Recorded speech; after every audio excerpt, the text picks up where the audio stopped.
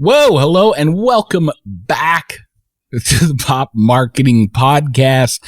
I am still your host, Joe Cox, and it's great to be back.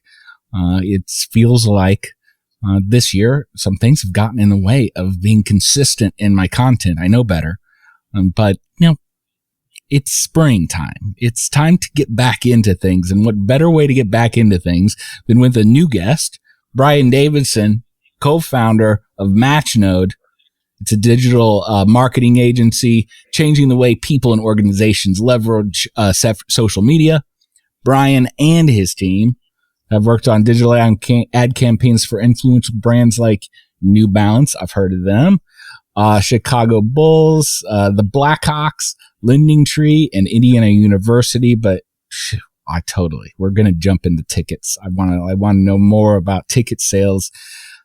After the little bit of debacle in 2022, I know you're going to be able to teach me a bit about my weak spots, and that would be event and music and sports.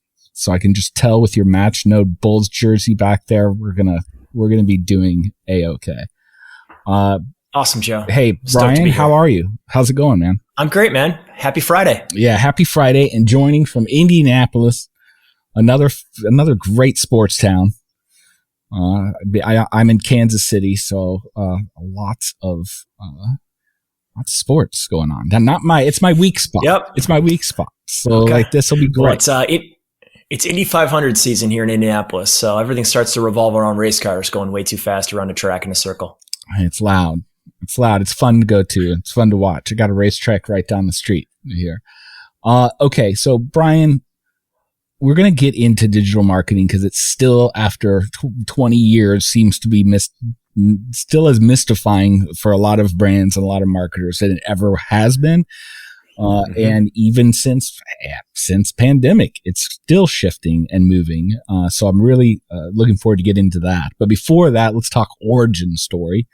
Let's talk a little bit about you, where you came from, how did Matchnode come around, and what are you up to now?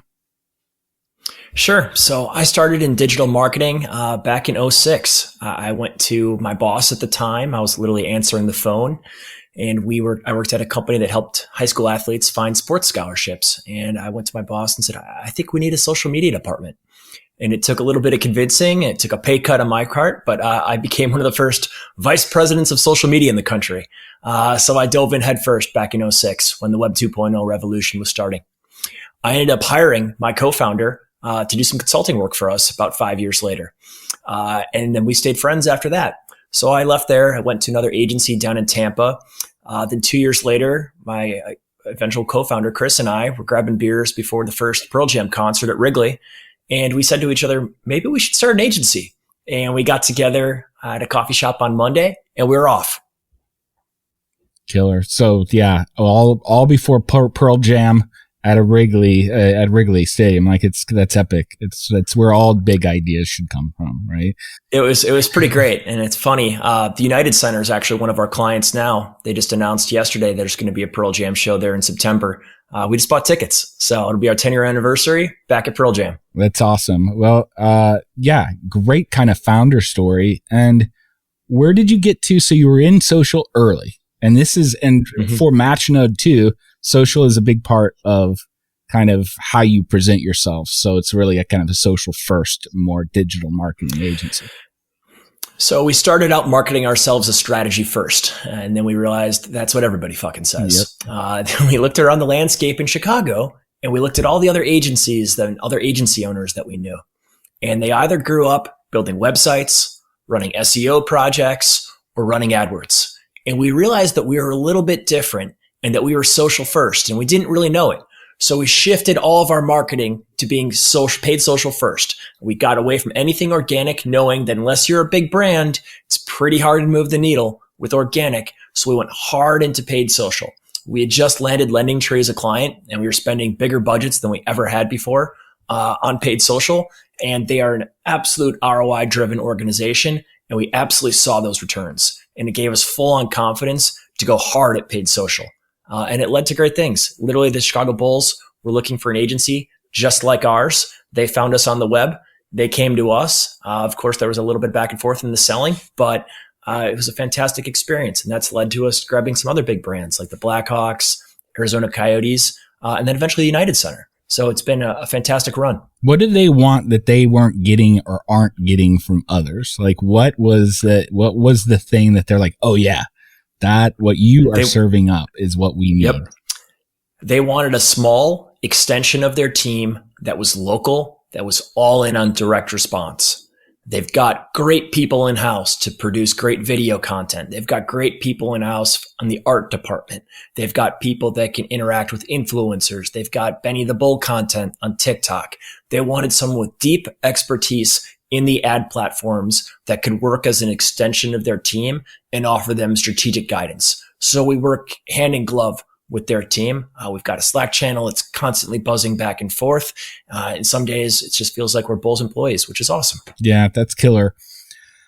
I say that as kind of a leading question too, because it seems that the more brands, and I've worked with them for, God knows 20 years, it seems like the social paid space, especially now, picked well, because even now it's even boomed larger and larger to become, just as if you're going to put any money into digital, it's going to get into meta somewhere, somehow, right? It's, good old Big Blue. It is. And no matter where they are or where their stock prices are, still billions of people, and the most mature, I'd say, and disagree with me, because you would know more than me, more mature ad platform than in 100%.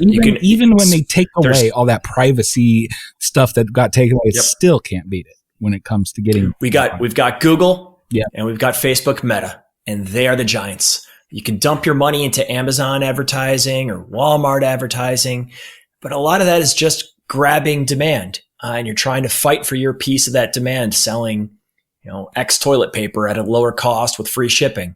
But if you're truly going to generate demand and someone brand new is going to find your product today and wow, that's really cool. And wow them with your brand, Facebook and Meta is still the place to be. Yeah. I'm going to skip around because you're bringing it up. It always seemed like wizardry, right? Like I'm amazed how little people I can find. I keep them very close that understand the paid social space, right? Because I come from between worlds, which is kind of the larger agency or brand space, to where we're talking a lot about the big idea, and we're talking a lot about bringing in campaign and building brand awareness through killer content or weird collabs or whatever those things may be. But I always tell people, it's like, yeah, that is 100%. That is part of brand building.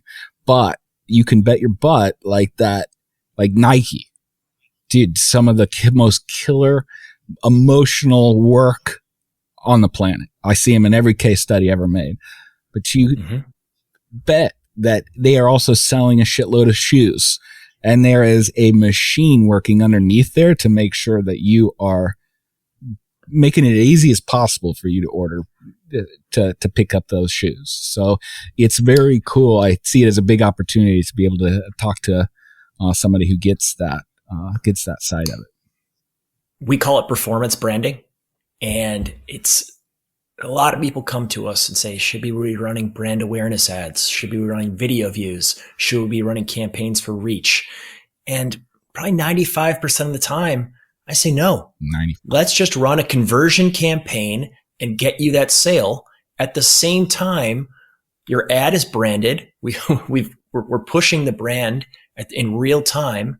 We're not necessarily only showing a carousel ad of only the product. Right. We're telling a story with our stories ads and our stories placements and our reels placements and our video placements and our earned video placements. And of course, we're going to follow that up with retargeting with a good old carousel, showing those Air Force Ones that Nike wants to throw at me.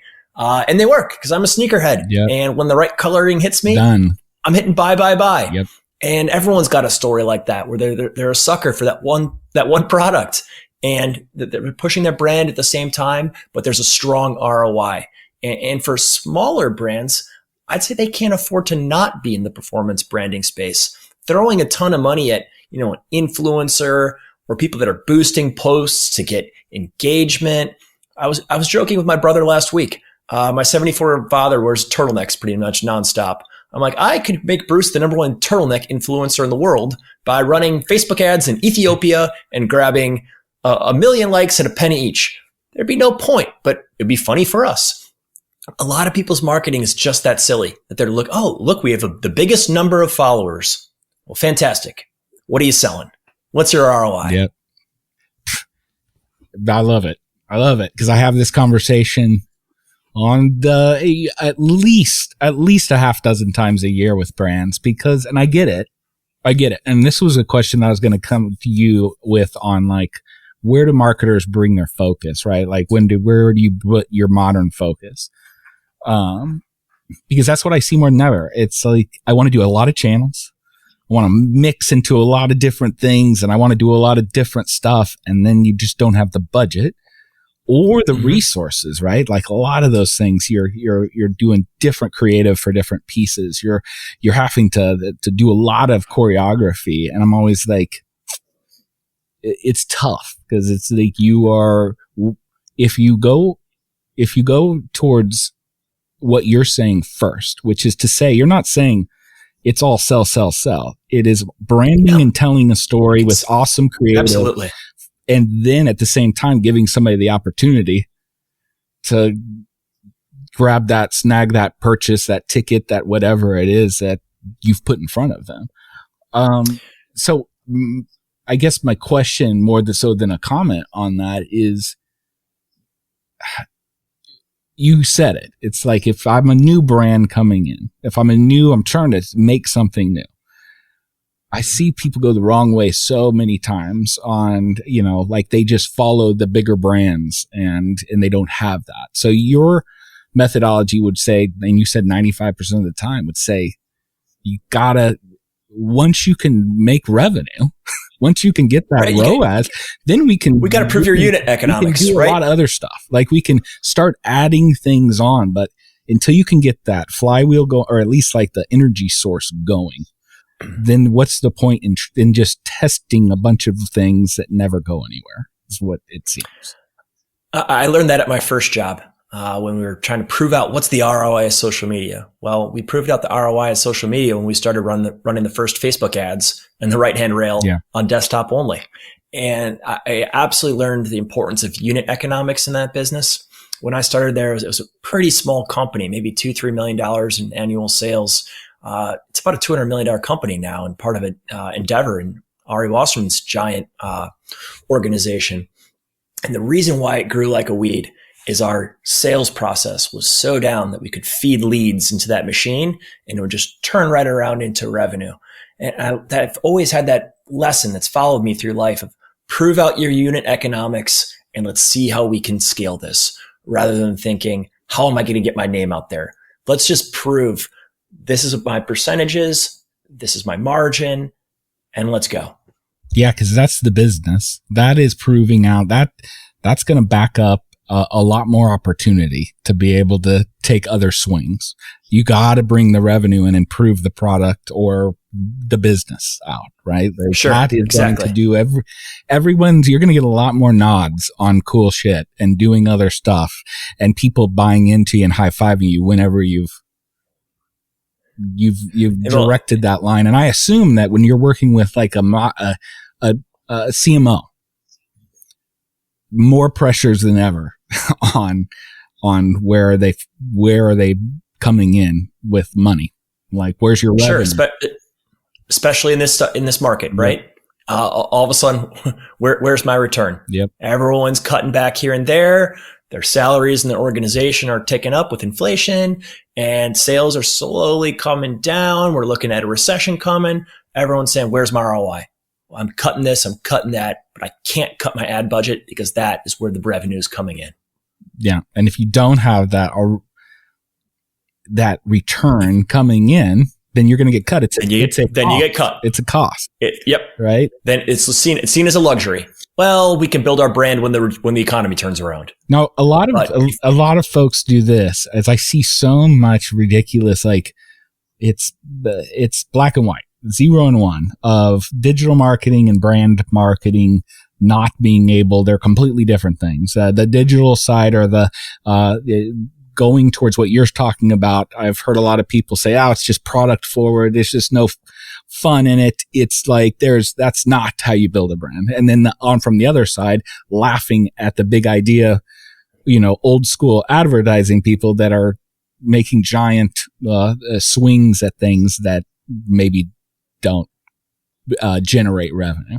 But I think what you're saying is it's not black or white. It shouldn't be that way. And especially now, because we have social media, we have digital, we have all these things that allow us to do both. Right. And I still think that story needs to get out there. I'm glad to have you on, because it's like, how do you do it? How do you do it for yourself in the work that you do? How do you make sure that it delivers both on the brand and the story, as well as leading people to something to buy? Well, I think it just goes back to your organizational culture. And what type of organization are you? What things do you value as an organization? And generally speaking, our agency thrives when our culture matches the brand that we're working with. I mentioned LendingTree earlier. You can pull up their earnings calls. They are an ROI-driven organization. It doesn't mean they don't have fantastic branding. They ran a big national TV spot with Molly Shannon last summer, and we saw it do really, really well in terms of helping our paid social content do really well.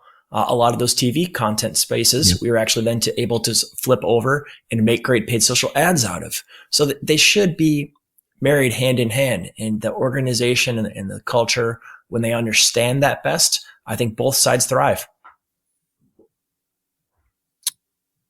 And what can people learn while we're on this? And then I want to move over to tickets, but I want to finish this out.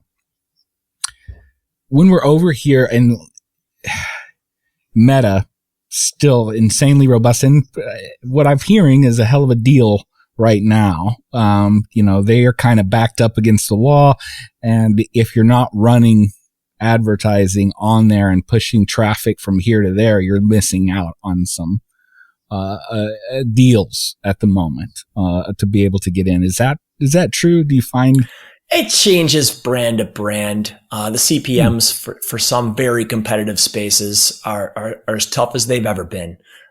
Some I see very low CPMs right now, but for all the brands that I'm working with right now, we have paid social running ads for every single one of them, and Facebook is our highest performing channel.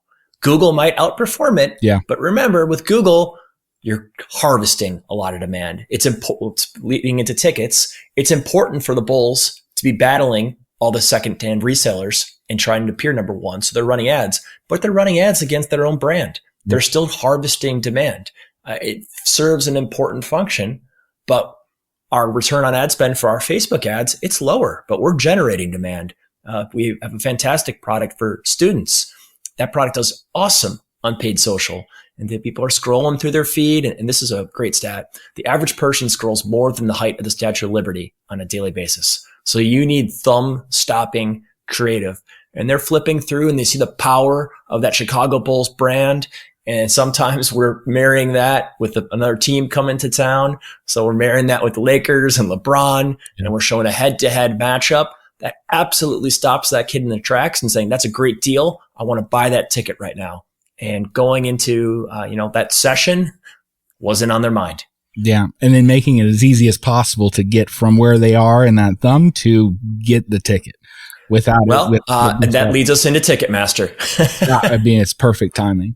And I'll clean up. I wanted to talk a bit about TikTok, and I wanted to talk about but we'll save it to the end. I wanted to hit Ticketmaster because it's important on the pop culture side of things, and something that it's a bit of a blind spot for me on the music and the sports space, which tickets comes into that too. The ticket world is mesmerizing. It again seems a little bit on the magic side of things, and I say that only because it's a lot of math. And what has gone on, what we saw with Taylor Swift last year. Mm-hmm. The debacle. I was involved in it because my wife was trying to get my daughter and her tickets, which we actually somehow did. But it was a horrible debacle between the venue, the Ticketmaster, which was selling the tickets, and then the artist or whoever was putting on the actual show.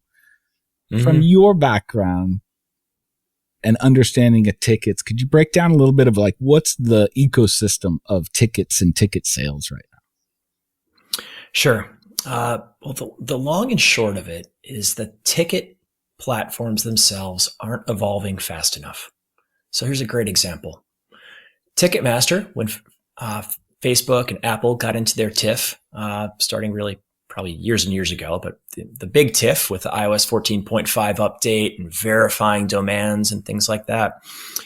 Ticketmaster said to all their partners, we are not going to allow you to share our brand, meaning our URL, mm-hmm. meaning you cannot optimize a campaign for a purchase that's happening on our domain.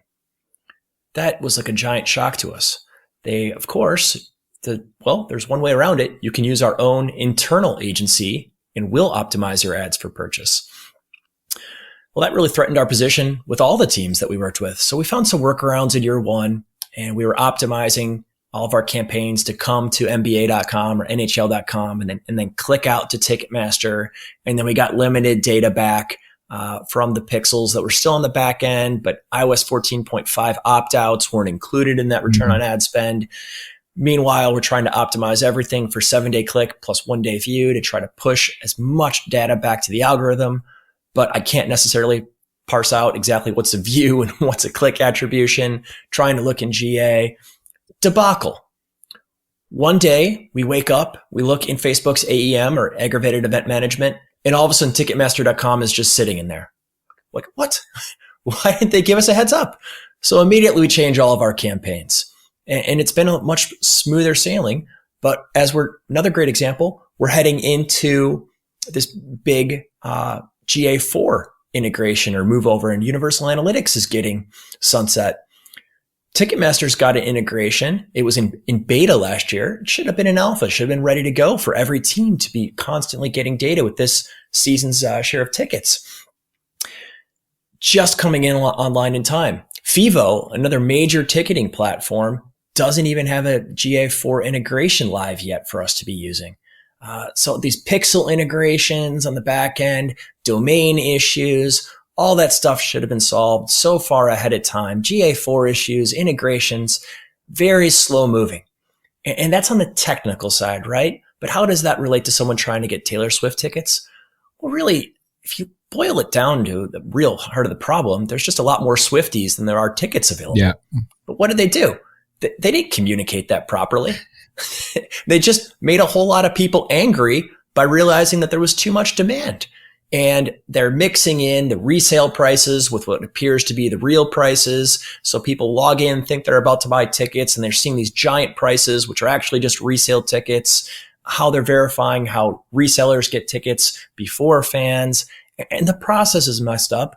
The integrations are messed up. But most importantly, the culture and the communication piece is where the real break happened. Yeah, the experience to the end user, right? Like, we can talk all day long about the aspects that go into each one and being able to more efficiently get through tickets. But then the day, if you've had just a horrible experience and sat on, your computer for 6 hours waiting for your turn, and then you get knocked off on hour 6, your attitude towards the artist, Ticketmaster, life in general is going to be pretty foul. Well, Joe, I'm sure you remember the day when we used to have to go wait in line at the grocery store. Bring it back to your local Ticketmaster outlet. I didn't mind that one bit. I found a little grocery store in the middle of nowhere. I was always in the top 10 of the lottery, and I got great tickets. Worked a lot better than staying on my computer for 7 hours. Yeah, it's tough, but I do know it does come down to a lot of the mechanics on the back end, and that's where I find it interesting. So there is that world of resellers, and in places like Kansas City, we couldn't what you could resell for sure. You just couldn't sell the tickets outside the venue. I think that was it. But Okay. but it's one of those cities. But it's like we have really large like third party ticket places that deal in those tickets. Let's take like Chicago Bulls, for instance. Whenever they're trying to fill up the stadiums every time, right? They're trying to get those. So it's interesting. I learned this working with the Bulls. If you think about it, the majority of their costs and the majority of their revenue are really locked in, especially going into a season. They understand their revenue. They understand how much they're paying their players. There might be a trade here or there. Some front office people might shuffle around, but for the most part, it's a fully baked cake. The needle mover are single game ticket sales. And that's what can bring in additional revenue and makes a big difference for the team. And they're looking for that. Like they're like, this is all it. We can bet on this. Here's the wild card or the thing that can get more revenue than last year. And guess what? More pressure is going to get on is that space, sure. Right? And even for large NFL teams, I'm a Green Bay Packer fan. Luckily, they don't have a problem selling out. But here in Indianapolis, I see Ticketmaster ads a lot for Colts games, and supposedly they're all sold out. But I see Ticketmaster single game tickets pushing inventory to the last second. And you know what?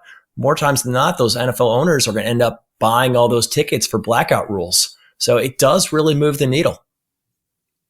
So what is the idea on reselling in general? So is the reselling market a thriving market? You said it like worked with Ticketmaster, or like the people were seeing kind of a mixed experience that they might have been surprised about, thinking they'd go to Ticketmaster and see, the $100 ticket or whatever, and then they would see the $4,000 ticket instead and not understand that they're seeing resellers. Could you break it down? Like, what is the reseller world in tickets? It's a little bit different for each team. Mm-hmm. So for instance, we worked this year with the Arizona Coyotes. They had to move this year to a college stadium, the smallest stadium in basically American pro sports. They worked with a reseller actively in that they moved inventory through the reseller, sold large blocks of tickets, but then those tickets then came back on Ticketmaster.com to be sold. How do you count return on ad spend when we're also driving single game tickets through Ticketmaster to be sold? Becomes very complicated. Some teams allow that marketplace on Ticketmaster. Some teams don't allow that marketplace on Ticketmaster, and you need to go to a StubHub or somewhere else to get that resale. Sometimes the resale market on Ticketmaster is just your fans selling their season tickets back on Ticketmaster. So it's a mixed bag as to which ticket you're seeing for resale, and it makes the return on ad spend calculations more difficult for teams and fans. What sells tickets? Like, now, what is the thing that were you surprised, especially when you're looking through social, right? And you're going through reels. What are the things that what does your data say that people are want to see? What really drives them to be like, I am doing? You're going to laugh, but the biggest driver is day of the week. Day of the week. People want to go out on a Saturday night, and they want to see a great team matchup. Yep. Of course, winning matters. Theme nights matter. People like going to Star Wars night. Like a noon, news. Yeah, something new and somewhere where they can, connect to Star Wars or another pop culture. Someone else coming to town. But we're constantly trying to change our message based on the team, the environment, and the market. For some people, it's Mexican Heritage Night. Sometimes it's just going out and networking with your friends. Sometimes we're showing kids and cotton candy and Benny the Bull. Yeah, family. So we're constantly testing different messaging. We're testing value messaging around deals because that definitely moves the needle, particularly for the up in the rafters type seats where, your players are pretty small, but you can still have a wonderful time with your family. Soda prices are pretty expensive most nights, but there are deals and there's family packs and things like that definitely do move the needle. So it's a combination of all those different things. Again, the biggest thing is funnily day of the week, but we've got games 7 days of the week, so we can't fall on that. We've got a lot of inventory to push, and so we're testing and trying both deals that the team is coming up with internally within their marketing team, but how we package those deals or how we package that matchup or how we package that experience and telling that brand story still very, very important. So when it comes to tracking, right? Like you got to keep the data. You got to understand what you did right to be able to, and what didn't work so that you know how to improve, get more efficient with your spend. Do you see the push, like when it comes to like someplace like TikTok? Let's talk TikTok just because it has become more and more, I was impressed with kind of their ad platform, just with how young they were, and they seem to be doing okay if they don't get completely shut down in the States, which but I don't know. Who knows what's going to happen there? But is it a place for ticket sales? Is it a place that can push? It's starting. And are they pushing? Are they changing some stuff around to make it more? I see the platform. I see the platform growing. The integrations with Ticketmaster, again, still aren't perfect. The pixel integration isn't great for TikTok, but I see it starting to grow, and I see the ROI starting to grow. Initially, we were running just follower campaigns and engagement campaigns because the teams felt like they needed to be on those platforms and grow those platforms. And that makes sense because no one loves being so reliant on Facebook. I don't love it as an agency owner. I sometimes get pushback from new prospects of, I don't know, I don't think that fits my brand. It feels kind of icky. I'm not sure about that, especially B2B clients. Like, I think we just want to stay on LinkedIn. And I'm like, well, your CPM is going to be sky high. LinkedIn's your CPC pricey. is going to be your CPC is going to be sky high. You're competing with all these recruiters. It's a tough place to play if you're looking to generate ROI. I think Instagram really fits your brand, or a custom audience on Facebook can really fit your brand if you do it the right way. But I'm kind of getting sidetracked here. It was important for people to develop something else outside of Meta Facebook. So yes, we started out with a lot of engagement, follower type campaigns, but towards the end of the season, we actually started running a lot of stuff for ROI, and we did see a positive return. I'd say the challenge is, one, the creative, right? It's just a lot harder to create very good TikTok creative. It burns out a little bit faster. Yeah. Its audience is a little bit younger, so they don't have as much dollars typically. The average pro sport season ticket holder is in their 50s. That doesn't mean the younger fans aren't there, but they're consuming that content on Reels, on TikTok. They don't have the same attention span for sitting for a 3-hour game as older people who grew up watching it on network TV and NBA on NBC. So it's a little bit different of a platform for us to play in. I don't think it's going to scale in the short term anywhere close to Facebook, Instagram, despite all the changes that they're working on. And I spoke to a TikTok rep yesterday for the first time. It was awesome having that first great customer service. It reminded me when I had a really great Facebook rep internally. Yeah, those were the days. I miss those days. Those were the days. The people I talk to now, I kind of shake my head and I'm like, oh, no wonder they're going through layoffs. But I see TikTok growing. I see it growing too. My question comes from, I think it brought up, like, the API is really interesting, right? And the pixel and integration is what you were saying. And you're saying on Ticketmaster's side, they're lagging a bit in setting up for the opportunity that they could have to be able to have more of a seamless, frictionless kind of experience for somebody to buy. My question is, TikTok is very famous for being great on that famous algorithm and the viral algorithm right now. They've got it turned up on high. They'll make you famous fast. So awareness may be good, but if you're trying to drive traffic off of TikTok, good luck. Right. So it's tough, right? Is on ticket sales. Scroll. Oh yeah. I don't want to leave that it's too entertaining and too addicting. So, but if you can do something where I don't have to leave, that's, I think, a sweet spot on ticket sales. Is that even close? Not even close. There's no way Ticketmaster is going to integrate directly in the platform. Their platform that they use is TM1. It's a slow moving beast. The idea that they'd have some sort of e-commerce function for you selecting your seats and all that directly in platform on TikTok or even Facebook, you're leaving and you're going into their experience, and their experience is slow. It's not the most mobile friendly experience. Actually, I find Fivo to be a lot more friendly on the ticketing side for mobile experience. But Ticketmaster has also all those relationships going back years and years and years, and they're partners with those venues and those teams and these leagues. They're pushing weight. They're pushing weight around is what I'm hearing. Yeah. Is they're saying, why would I need to? That's going to cost a lot of money. I don't need to. I'll force everything our way until somebody comes and challenges that, right? Like, sure. Good luck. And is that where we're at right now?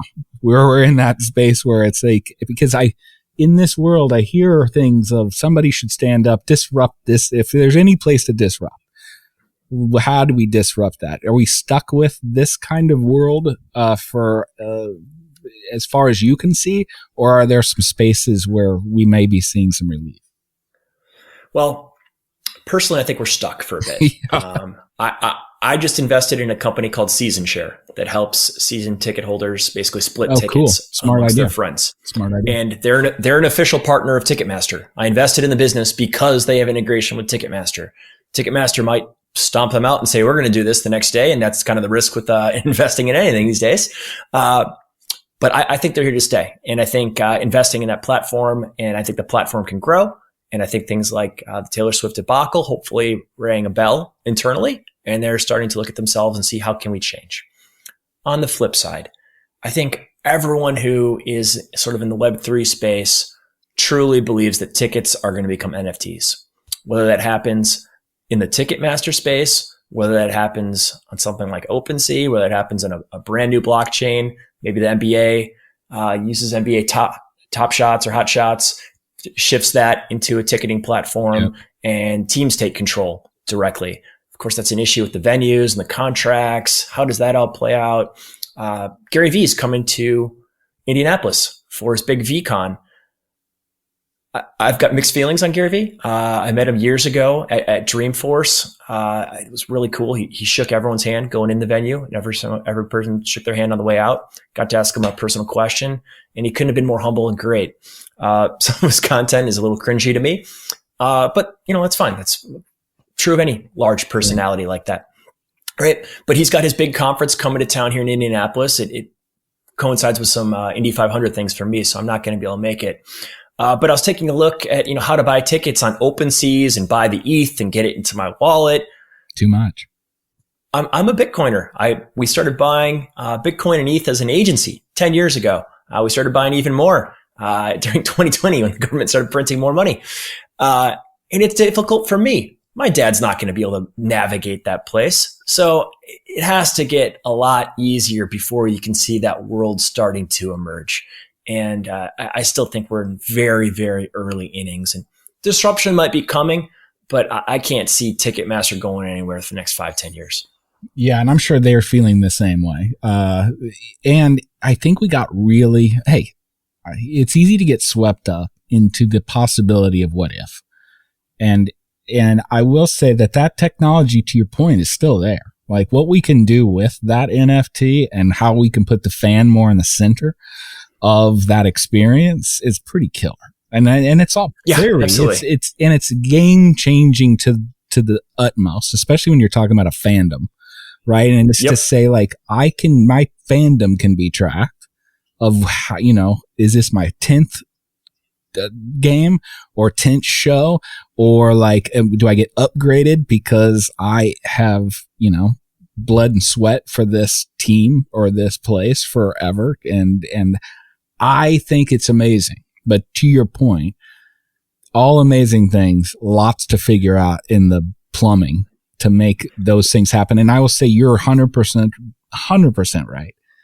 The amount of, and it was kind of fun in pandemic time to goof around with my wallet, figure out how to push money from here to pretend stuff and get an NFT. And I had an artifact thing now, and it was killer. But to think the amount of time I had to spend, the amount of money that was actually being shoveled around, where I didn't necessarily know where it was going or how it worked, we got a long way to go to make it consumer friendly in any aspect, to where they don't even know it's an NFT. It shouldn't. It's a ticket. It might be the technology behind it. Last year, Indy 500, they partnered with Tom Brady's platform. Everyone who had a ticket could have claimed their free NFT. I'm hung over on my couch the next day and I gave up. I'm like, I have no idea how to do I don't want this. it bad enough.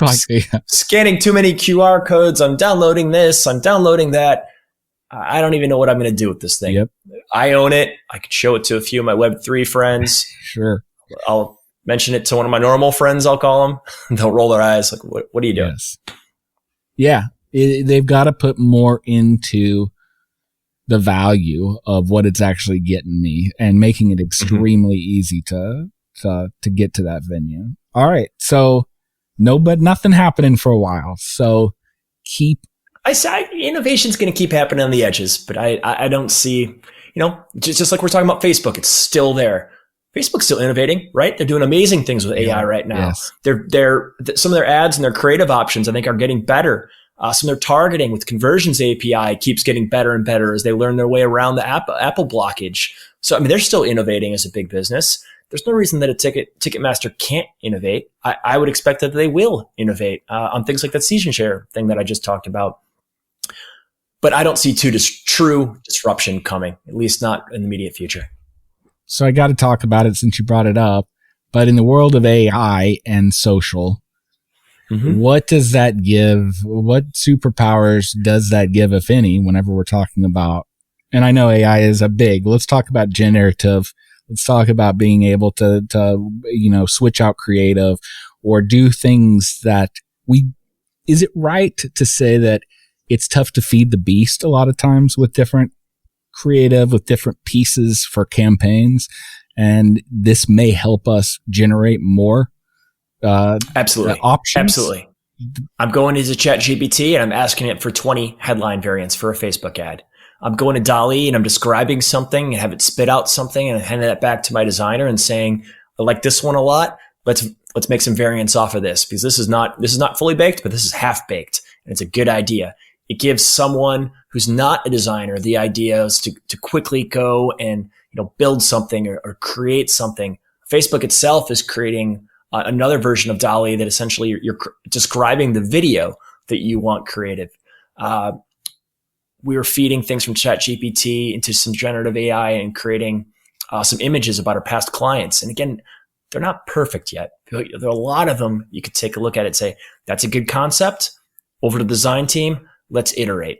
And it is going so fast. I'm personally extremely excited. I was talking with one of my clients and he's like, I don't think people are going to lose their jobs because of AI.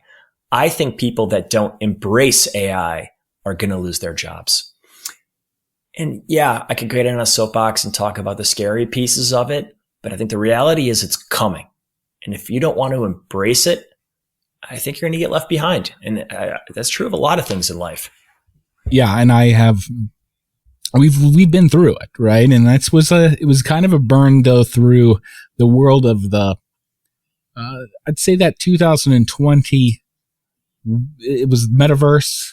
It was NFTs and blockchain. And for people that had been in it, they were like, well, guys, this has been going on for a minute. Like, this isn't anything new, but it hit that mainstream push.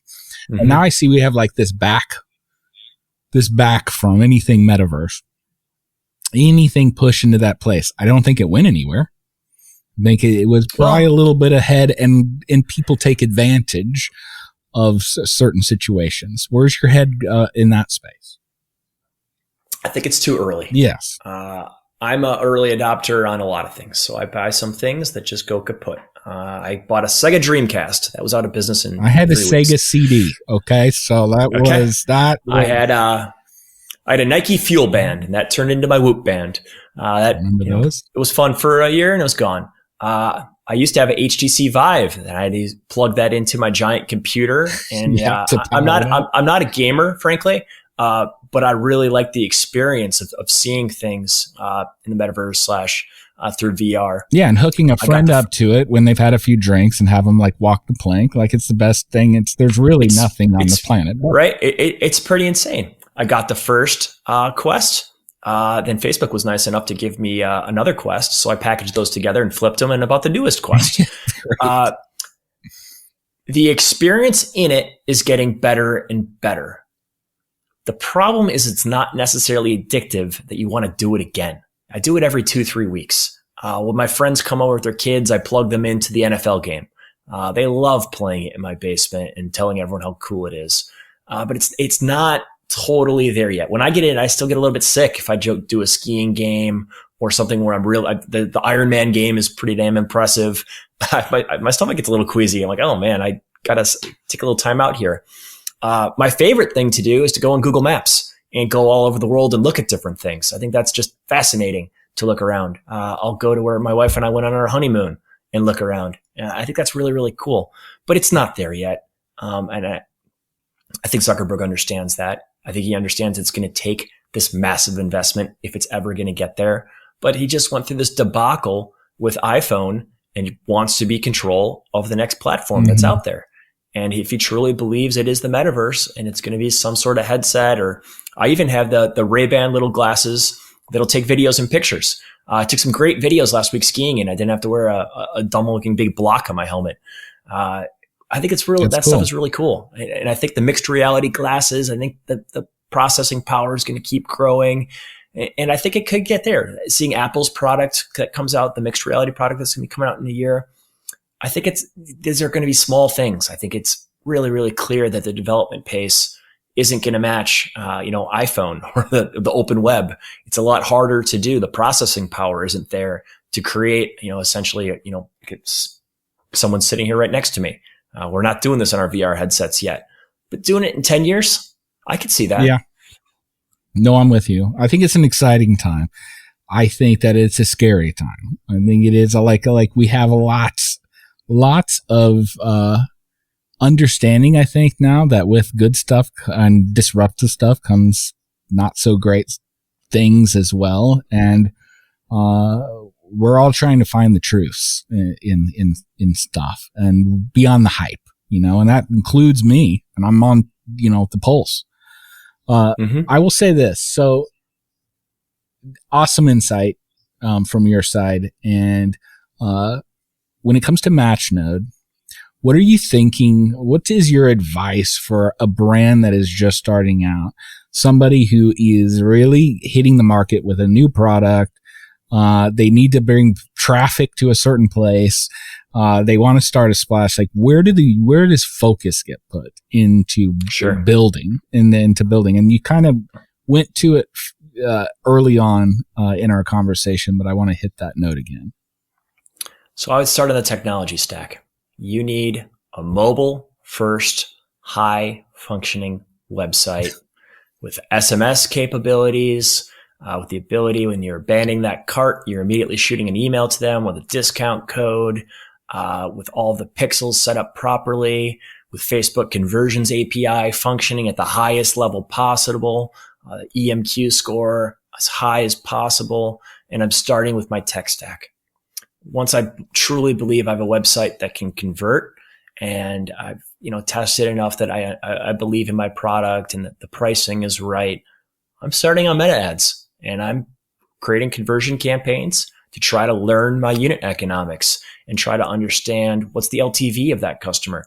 Can I run my campaigns at a 1 ROAS and expect them to come back and again and again and again? Well, that's a huge advantage. Then you can set your cost cap or set your target ROAS, set a giant budget, and you're off. If you truly believe you're going to capture that customer and capture their loyalty with a great brand. But to do that first, I'd start with my tech stack and make sure you're ready for the prime time.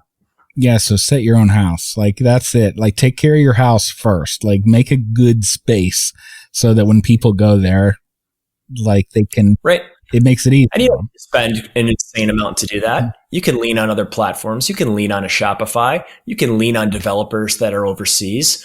But you've got to keep your mind on it. You've got to keep it first. You've got to keep your attention there. If you're not a developer yourself, those projects can go sideways really quick if you're not paying attention. But easy to do in some ways, or easier to do than it ever has been. If you remember, 10, 15 years ago, and I'm not a coder, so I'm totally reliant on someone else to put together something for me. My first startup really failed, largely because we didn't have enough money to get great coders, and we were building a brittle house that never worked on mobile. So it's easier than ever to do. You can throw a lot of money at it if you want to. You don't have to. But to say it's easier than ever doesn't make it easy. Doesn't make it easy. And I mean, like a lot of times it's always just, what do I focus on? So much for a new place to go. But I think I'm with you, in that just make sure that experience at the end of the story, right? Whenever you bring people to a house, make sure it's set up for them, first and foremost, then start bringing people over to that place. Is Meta a 100%. place where you can do that? Is Meta a place where can I push traffic?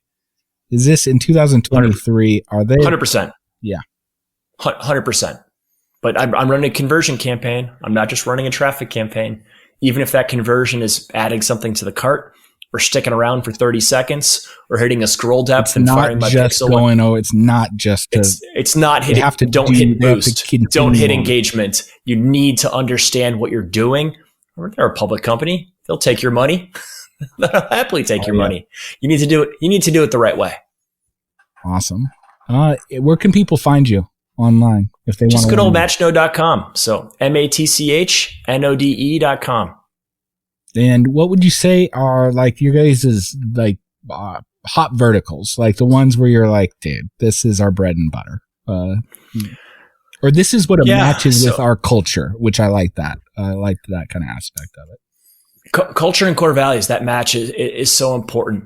You're looking for an extension of your team. So that often doesn't mean a hot e-commerce brand, because usually the co-founder has a lot of experience and they've done that sort of thing. So typically it's an established brand that still spends dollars in traditional media, and they're slowly continuing to move more and more over to digital. And that expertise isn't necessarily part of their culture. And they're looking for an extension of their team that really cares about their brand.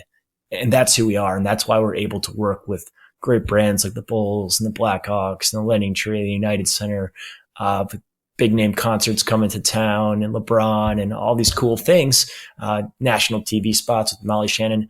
We're able to do it because we understand their brand and we work as an extension of their team. You got to click in. You got to click into them. For so long, we've been able to sit on the outskirts, right? The digital team does their digital stuff. The paid team does their paid stuff. And it just ain't working like that anymore, right? Like you have to be in the mix and in the plumbing of everything. So love it. Absolutely. Awesome insight from you today.